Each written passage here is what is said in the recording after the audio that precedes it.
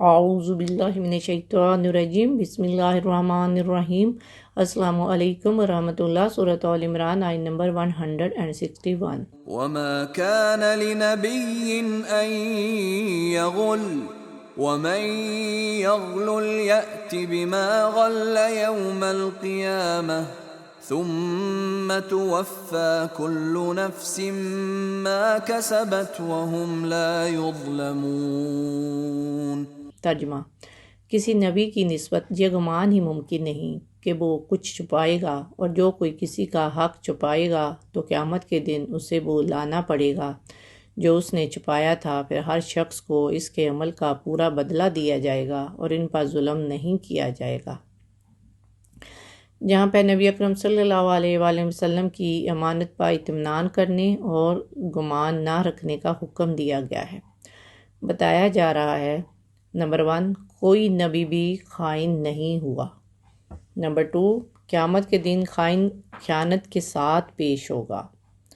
Number 3، ہر کسی کو اس کے عمل کے مطابق جزا اور سزا ملے گی، کسی پہ کوئی ظلم نہیں ہوگا۔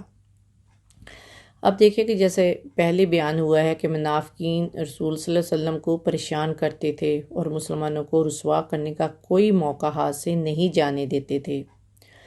ابو داؤد اور ترمذی میں ہے، حضرت ابن عباس رضی اللہ تعالیٰ عنہ فرماتے ہیں کہ یہ آیت ایک سرخ رنگ کی روئی دار چادر کے بارے میں نازل ہوئی جو بدر کے دن مال غنیمت میں سے گم ہو گئی تھی۔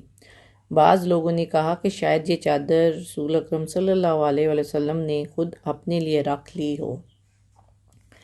بخاری میں ہے، بعض روایات میں ہے کہ یہ آیت بھی غزوہ احد سے ہی متعلق ہے، جب ابتدا میں مسلمانوں کو فتح نصیب ہوئی اور وہ مال غنیمت اکٹھا کرنے لگے تو سیدنا عبداللہ بن جبیر کے ساتھیوں میں یہ خیال پیدا ہوا کہ ہمیں بھی اب درہ چھوڑ کر مال غنیمت اکٹھا کرنے میں شامل ہو جانا چاہیے، کہیں ایسا نہ ہو کہ رسول اللہ مال غنیمت میں ہمارا حصہ ہی نہ لگائیں۔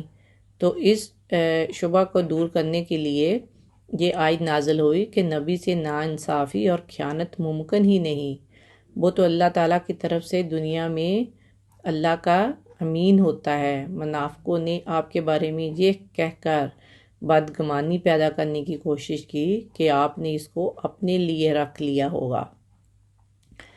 بظاہر یہ چھوٹی سی بات ہے، لیکن بدگمانی چونکہ آپ کی ذات اطہر کے بارے میں تھی، اس لیے سخت اور دو ٹوک الفاظ میں جہاں اس کی وضاحت کی گئی ہے۔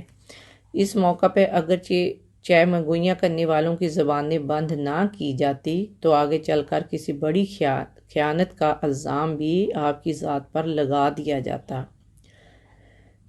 کیونکہ اللہ تعالیٰ کو معلوم تھا کہ مستقبل میں مسلمانوں کو کتنے قیمتی غنائم حاصل ہونے والے تھے۔ اس لیے فرمایا کہ کسی نبی کے لیے کہ یہ لائق نہیں کہ وہ خیانت کرے، بلکہ نبی کے بارے میں ایسا سوچنا بھی عظیم گناہ ہے۔ جو بھی خیانت کرے گا وہ قیامت کے دن اس خیانت کے ساتھ پیش کیا جائے گا، پھر وہاں پہ کسی کو اس کے عمل کے مطابق، یعنی ہر کسی کو اس کے عمل کے مطابق جزا یا سزا ملے گی اور کسی پر کوئی زیادتی نہیں ہوگی۔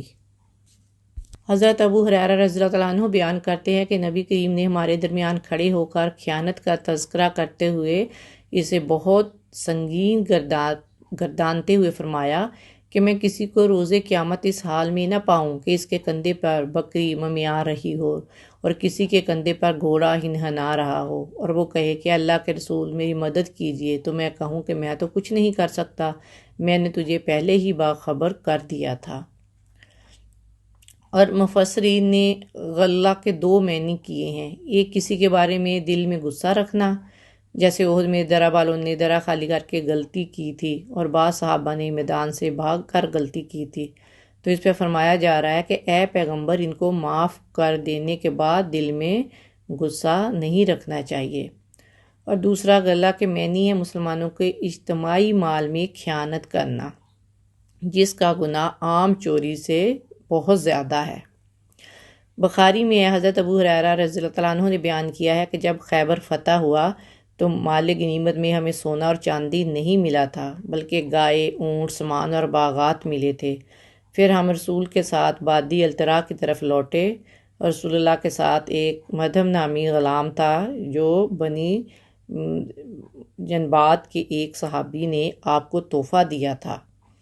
وہ رسول اللہ صلی اللہ علیہ وسلم کی سواری سے کجابات آ رہا تھا، کسی نامعلوم سمت کی طرف سے ایک تیر آ کر اس کو لگا۔ لوگوں نے کہا اسے شہادت مبارک ہو۔ رسول اللہ صلی اللہ علیہ وسلم نے فرمایا اس ذات کی قسم جس کے ہاتھ میں میری جان ہے، جو چادر اس نے خیبر میں تقسیم سے پہلے مال غنیمت میں سے چرائی تھی وہ اس پر آگ کا شعلہ بن کر بھڑک رہی ہے۔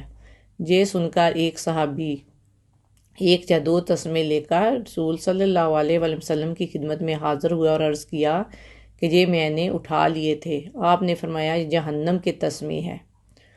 تو اس سے پتہ چلتا ہے کہ آپ غنیمت کے مال کی تقسیم کے بارے میں کس قدر امانت دار تھے۔ تو اس آیت میں مسلمان کو ہدایت کی گئی ہے کہ اگر رسول اللہ غنائم اور صدقات کو تقسیم کرنے کی کوئی مصلحت ملحوظ رکھیں یا رفع عامہ کے لیے کچھ مال بیت المال میں جمع کریں یا کچھ مال قوم کے لیے جمع کریں یا کسی وجہ سے تقسیم میں دیر ہو جائے تو ان کے متعلق ہرگز بدگمانی نہیں ہونی چاہیے۔ ایسا کرنا نفاق ہے۔ عبداللہ بن ابی اور اس کے ساتھی ایسے ہی موقع پر مسلمانوں کے دلوں میں بدگمانی ڈالا کرتے تھے۔ اسی بدگمانی سے قوم میں پھوٹ پڑ جاتی ہے، ملت کا شیرازہ بکھر جاتا ہے۔ اس لیے بدبختی سے اجتناب کا تاکیدی حکم دیا گیا ہے۔ اللہ سبحانہ وتعالیٰ مسلمانوں کو اللہ اور اس کے رسول کے بارے میں بدظنی سے بچنے کی توفیق عطا فرمائے۔ آمین۔ جزاک اللہ خیر۔ السلام علیکم ورحمۃ اللہ وبرکاتہ۔